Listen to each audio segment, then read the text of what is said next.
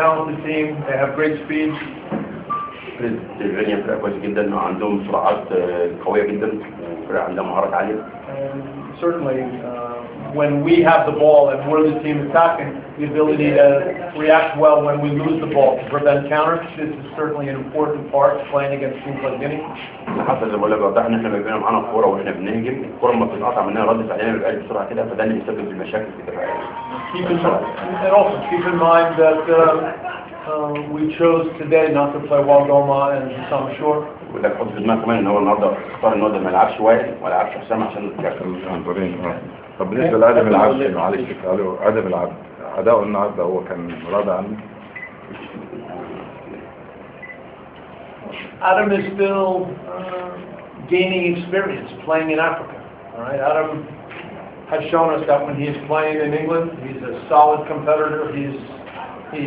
He adds a lot to the defense, but his experience in Africa is important now, and that's why we thought we needed to see him on the field today.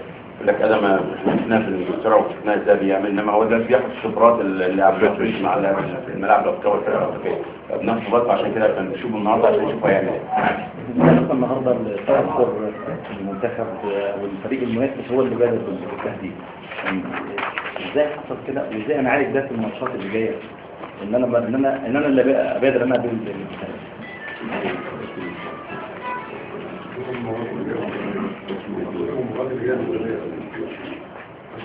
You know, a lot of it comes down to our confidence.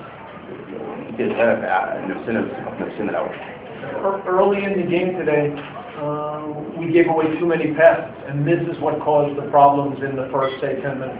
بداية الماتش أول 10 دقايق احنا كنا بنفضل دي مننا ملهاش لازمة، ده اللي كان عامل لنا مشاكل.